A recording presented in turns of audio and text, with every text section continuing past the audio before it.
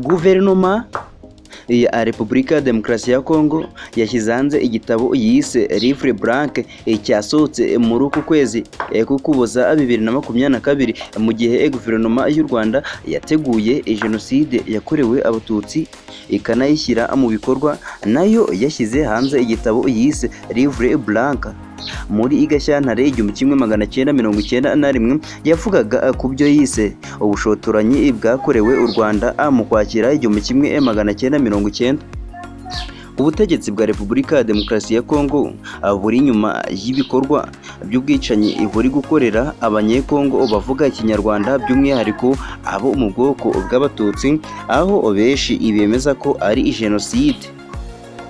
Iki gihugu cyakunze kwitakana kigashinja u Rwanda gufasha M23, nyamara uyu mutwe ugizwe n'abanyekongo akaba ukomeje kurwanira iyubahirizwa ry'uburenganzira bw'igice kimwe cy'abanyekongo bakomeje kwicwa.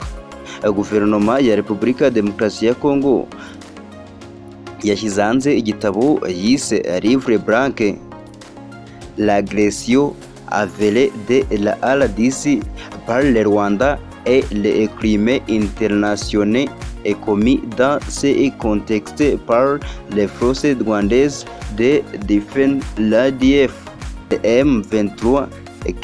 Ibirego by'ibinyoma Kongo ishinja u Rwanda ngo kuva tariki 21 Ugushyingo 2021 kugeza ku 8 Ukuboza 2022.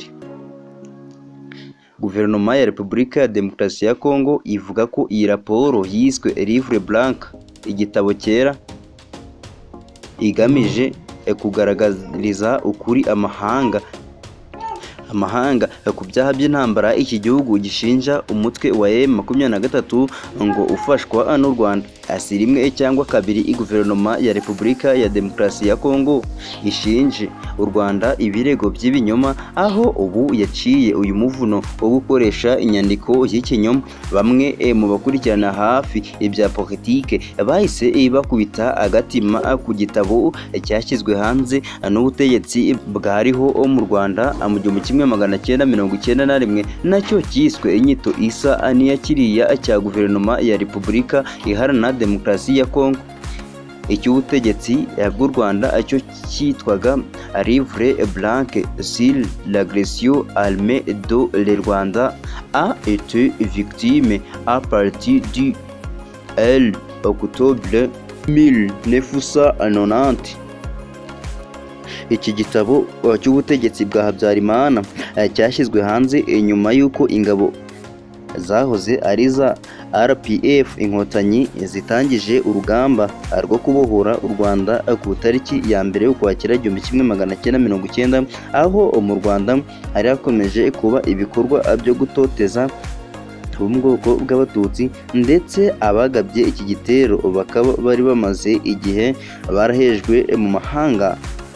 Ambasaderi w'u Rwanda mu Buholandi Olivier Nduhungirehe wese agereranya ibi bitabo mu butumwa yanyujije kuri Twitter, yagize ati ibumoso ni Livre Blanc cyashyizwe hanze mu 1991 n'ubutegetsi bwari bwarasaritswe n'ivangura bwa Habyarimana kugira ngo yitakishwe ku gitero cyo mu Kwakira 1990. Iburyo ni Livre Blanc cyashyizwe hanze muri 2022 na Patrick Muyaya, umuvugizi wa guverinoma ya RDC, mu zina rya guverinoma iri gukorana n'abahoze mu butegetsi bwa Habyarimana mu bikorwa by'ubwicanyi biri gukorerwa abanyekongo bavuga Ikinyarwanda, by'umwihariko abo mu bwoko bw'abatutsi. Umutwe wa FDLR uri kubigiramo uruhare runini, aho inyeshyamba z'uyu mutwe wasize ukoze jenoside mu Rwanda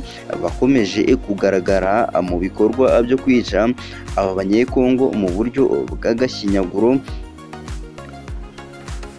ukabatwika abakiri bazima. Umusesenguzi akaba n'umushakashatsi kuri jenoside Tom Ndahiro yagaragaje ko kuba ubutegetsi bwa Kongo bwashyize hanze igitabo nka kiriya bishimangira ko bugirwa inama na bamwe mu bahoze mu butegetsi bwateguye bukanashyira mu bikorwa jenoside yakorewe Abatutsi. Yagize ati iyo abareba kure bavuze ko Felix Antoine Tshisekedi perezida wa Repubulika ya Demokarasi ya Kongo na FARDC bagirwa inama n'interahamwe, hari ibimenyetso baba bafite. Uyu umushakashatsi Tom Ndahiro yavuze ko muri Gashyantare 1991 guverinoma ya Habyarimana yashyize hanze igitabo Livre Blanc ku bushotoranyi bw'igisirikare cye. None mu kwezi k'Ukuboza 2022 Kongo ije muri uwo murongo.